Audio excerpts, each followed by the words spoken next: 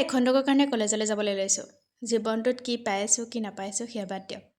যিখিনি কৰণীয় আছে সেইখিনিতো আমি কৰি যাবই লাগিব। গাটো অকণমান অসুস্থ হৈ থকাৰ কাৰণে এইকেইদিন যে ভালকৈ ভিডিঅ' দিব পৰা নাই।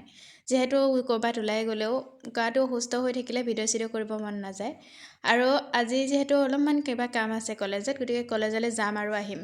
ৰাস্তাটো দেখিছেনে কিমান ভাগি আছে, ইমান বেছি ধূলি হৈছে ৰাস্তাটো, যিহেতু বনাবৰ কাৰণে এইখিনি গোটেইখিনি ভাঙি মেলিও লৈছে বহুতখিনি।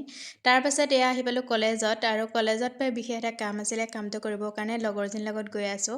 আৰু আজি পিছে কলেজত বহুত বেছি টাইম নাথাকোঁ, দেখিছেনে কলেজখন ভাঙি চিঙি ধুনীয়াকৈ নতুনকৈ আকৌ বনাবৰ কাৰণে লাগি আছে। আৰু এই লগৰজনী আৰু মই কিবা এটা কাৰণত মানে হাঁহি আছিলোঁ।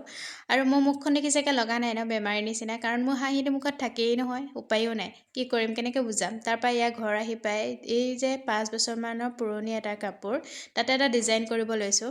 আৰু বহুতে মানে তেনেকৈ বিচাৰে, মই যিহেতু কৈছোঁৱেই মোৰ যিহেতু অসুস্থ, গতিকে মই কামসমূহ একবাৰে পেণ্ডিং ৰখা নিচিনাই হৈছে। এক্সাম হ'ল, তাৰপাছত গাটোও ভাল নহয়, তেনেকৈ কামসমূহ বহুতখিনি পৰি আছে। আপোনালোকে পিছে বহুতে হয়তো আপোনালোকে ভাবিব পাৰে ইমান দিন কৰিছে কামটো কৰোঁতে, আচলতে অৰ্ডাৰসমূহ লৈ আছোঁ। বাৰ্থডে অৰ্ডাৰসমূহ দি থাকিবৰ কাৰণে বহুত অৰ্ডাৰ পিছে পেণ্ডিং হৈ গৈছে।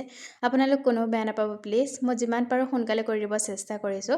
এইফালে চাওক, এইটো হৈছে ফাইনেল লুক, কেনেকুৱা লাগিছে জনাব বাৰু। আজি ভিডিঅ'টো ইমানতে সামৰিছোঁ, বাই।